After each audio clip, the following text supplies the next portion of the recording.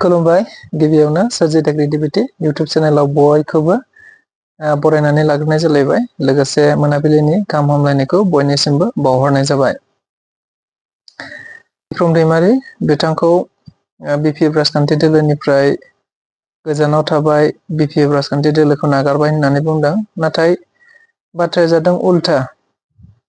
माने बिपिएफ राजखान्थि दोलोनि बेरगाव ब्लकनि दायो बिक्रम दैमारी बिथाङा गाहाय नेहाथारि बिबानखौसो आजावनानै लाबाय। जोङो खौरां बिजोंफोरनि गेजेरजों दायो नुनो मोनबाय। गावनो खौरां बिजोंफोरनि गेजेरजों बुंथिनानै होबाय। थारैनो बिक्रम दैमारी बिथाङा बिपिएफ राजखान्थि दोलोनि सोद्रोमा नंगौना नङा बेखौ जोङो बयबो हयथ'बा मिथियामोन। माला हाबदों, माला जयेन जादों बिपिएफआव बेखौ हयथ'बा गोबाङानो मिथियामोन, नाथाय हाबदोंमोनबो खोमा जानो हागौ। बिपिएफ राजखान्थि दोलोनिनो जानानै बिथाङा गोबां समाव गुबुन गुबुन जायगाफोराव थांनानै थारैनो राजखान्थियारि फोसावदिंनाय हाबाफारिफोरखौबो लालांबाय थादों, लाहैबाय थादों, बेखौबो जों नुनो मोनबाय थादोंमोन। थारैनो दायो मिथिनो मोनबाय, दिनैनि खौराङाव मिथिनो मोनबाय, अदेबानि दिनैनि बेरगाव ब्लकआव बिपिएफनि मोनसे गेदेरथार हाबाफारि जादोंमोन होनना मिथिदों, जेराव गोजौनिफ्राय अदेबानि सेन्ट्रेलनिफ्राय बिपिएफनि सेन्ट्रेलनिफ्राय भेरगाव ब्लकनि बिपिएफनि गाहाय नेहाथारि बिबानखौ बिक्रम दैमारी बिथांनो होनाय जाबाय होननानै बिथाङा खौरांगिरिफोरनि गेजेरजों गावनो बुंथिनानै लादों एबा बुंथिनानै होनायखौ जों बयबो नुनो मोनबाय।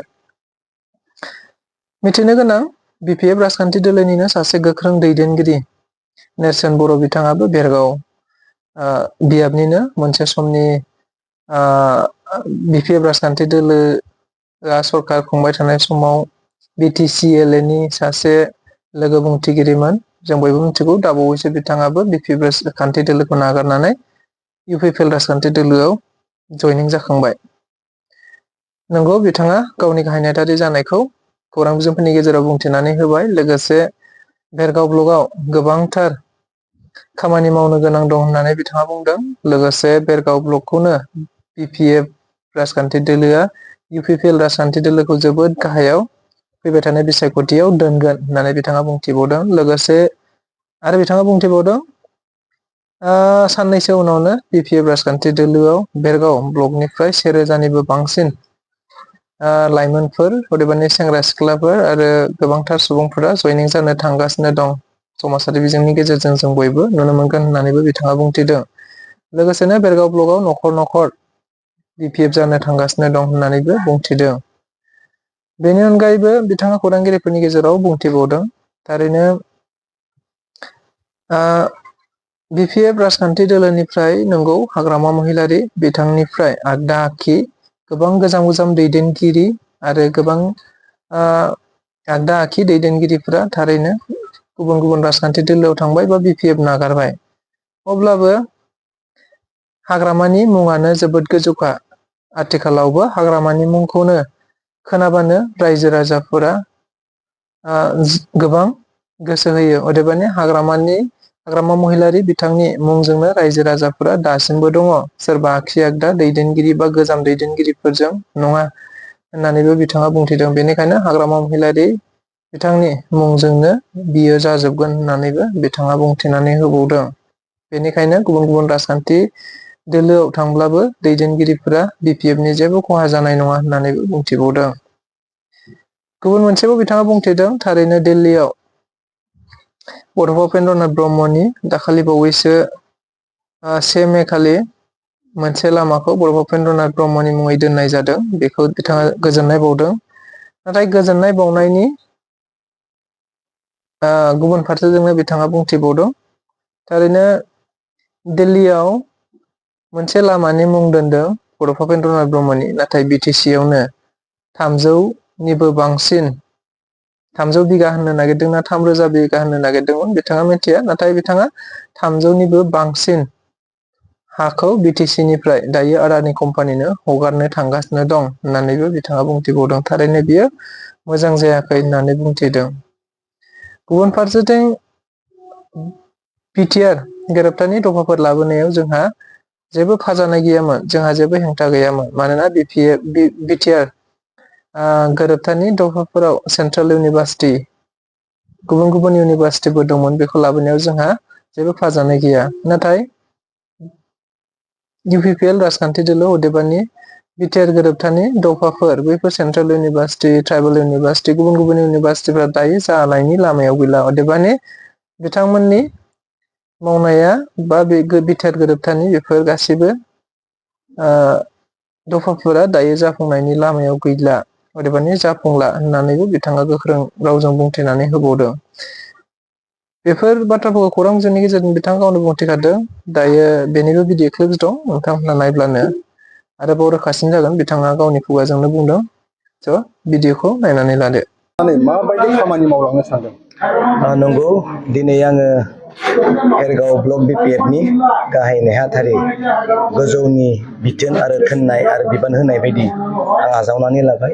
मेन उद्देश्यआ बेनो, भेरगाव बियाबखौ जों नस्थ' जानो होनो हानाय नङा आरो भेरगाव बियाबखौ आगोल बेसेबांमोन जौगादोंमोन बिनिख्रुइ बांसिन बे राजनितिक दिगाव जौगाहोनो थाखाय दिनै जों खामानि मावलांगोन। उद्देश्यआ बेनो, जों गोबां समस्थिफ्राव जों बेरायदों आरो जों खामानि मावबोदों। बेबायदि दिनै आंहा मोनसे गिलिर बिबान गोजौनिफ्राय बिथोन फैबाय आरो बिबान होबाय जे भेरगाव बियाबखौ मोजाङै दैदेनलांनो थाखाय जोङो दिनै आवगायलांगोन आरो आं बुंखाबाय भेरगाव बियाबखौ नस्थ' जानो होनायनिफ्राय जोङो बेखौ बासायनांगोन, बे आंनि थांखि। भेरगाव बियाबनिफ्रायनो बारग' लेङाइ बुंथिगिरि नेरसोन बर'आ गुबुन दोलोआव थांबाय BPFनिफ्राय। BPF दोलोआ माबायदि जुजिलांनांगोन? बिथाङा गावनि टेकनिकेल प्रब्लेम आरो मानिबा उद्देश्यखौ लानानै निसय BPF दोलोखौ गारनानै थांदों। बेल' नङा, गोबां गिदिर गिदिर नेताफोरा गारनानै थांबाय। आगदा आगसि थानाय गोबां दैदेनगिरिफोरा गारना थांदों। अब्लाबो हाग्रामा महिलारिनि बिथांनि महरानो दिनै रायजोनि गेजेराव जाखांफैयो, नङा होमबा? दिनै आं बिनिखायनो आगोलबो बुंदों जे हाग्रामा महिलारि बिथांनि आगदा आरो आगसि थानाय एसेबां गिदिर गिदिर दैदेनगिरिफ्रा गुबुन दोलोआव थाङा मानो BPFनि एसेबो खहा जायाखै आरो खहा जानायखौ जों नुनो मोनाखै। मानो होननानै बुङोब्ला हाग्रामा महिलारिनि 7 बोसोर रायजो खुंबोनायाव माबायदि डेभेलपमेन्टजों लोगोसे सुख सान्थि रायजो खुंबोदोंमोन बेखौ रायजोआ मोजाङै गोसो दङ। बेनिखायनो हाग्रामा महिलारिनि रावजोंनो, खामानिजोंनो, बिथांनि महरजोंनो दिनै BPFआ थांनानै दङ। फैबाय थानाय समाव नोंथाङा माबायदि खामानि मावलांगोन? आंथ' गोबां जुरदार आं खामानि मावगोन। 1000नि खाथियाव जोङो जइन होनो थांगासिनो दङ। जोंहा दिनै दाबो दङ बेवहाय जइन जानो गोनां दङ। नाथाय जोङो मोनसे मोजां सम जइन लागोन होननानै जों रायलायबाय, गोजौआव जों रायलायहरबाय। दा लाथ', साननैसोनि उनाव जइनिंखौबो लागोन होननानै बुंदों आरो गोबां गामियैनो हाबनाय नोंथांमोना नुगोन। गोबां 1000 सेंग्राफ्रा हाबनाय नोंथांमोना मिडियानि जुगिदिनो नुगोन। बे भेरगाव समस्थिखौ UPPखौ जोबोद गाहायाव दोननानै फेजेननो थाखाय आं दिनै थांखि लागोन। आंनिफ्राय मोनसे सोंथि, नोंथांमोननि सरकार थानाय समावहाय नोंथांमोनखौ मोनसेबो सिनायथि खालामनो हाया जानानै BTR सरकारनिफ्राय गोबां दिनै GI-टेग बेफोरबायदि गोबां दिनै उपेन्द्र ब्रह्मनि नामाव मोनसे लामा बेखेवबाय दिल्ली बायदि जायगायाव होयो आरो गोबां बेबायदि सिनायथि मोननो हादों ना मोना? थारैनो नोंथांमोननि सरकारखौ जेबो मोनसे सिनायथि मोनासै नामा? दिल्लीनि दरबाराव जाय दिनै बिथांमोना लामा बेखेवदों, बिनि 15 बोसोर सिगांनो हाग्रामा महिलारिया बड'लेण्ड भवन बानायदों। दिल्लीयाव मैया दाखालि लामानि मुंखौ होदों बड'फा उपेन्द्र ब्रह्मनि नामाव, जों गोजोनदों। नाथाय बिनि 15 बोसोरनि सिगांनो हाग्रामा महिलारि दिल्लीयाव मोननै बड'लेण्ड गेस्ट हाउस, बड'लेण्ड भवन बानायदों। जायखौ मानगोनां बड'फा उपेन्द्रनाथ ब्रह्म बिथाङा सारा इन्डियायाव बिश्व दरबाराव बड'लेण्डखौ मिथिथों होननानै दिनै बिथाङा उइस खालामबाय। अब्ला दिनै बड'लेण्ड गेस्ट हाउसआ मा? बे बर'नि सम्पति नङा। नोंथांमोना मिडियायाव देखायदो बे बड'लेण्ड भवन आरो गेस्ट हाउसजों थांनाय लामाखौनो, नङा होमबा? दिनै बिथांमोना बेखेवदों आरो मोजां मोनदों आरो दिनै बेखौ जों बाख्नायनो गोनां। बेबायदि मोनसे मोजां मुं होनानै लामा बेखेवदों। नाथाय जोंनो लामा बेखेवदों आरो लामाखौ मुं दोनदों। नाथाय BTCआव दिनै 300निबो बारा सासे आदानि ग्रुपनो हा हगारनायखौ नुनो मोनदों। बिनि पार्टिखौ बिथांमोना मिथिगौ लामा दोंसे मुंजोंनो होदों दिल्लीयाव नाथाय बिटिसिआव 300निबो बारा हा दिनै लादों होदों बुंनो हाबाय दा नाथाय गोबांखौथ' बुंनो हाया दा बेनिखायनो आं बुंदों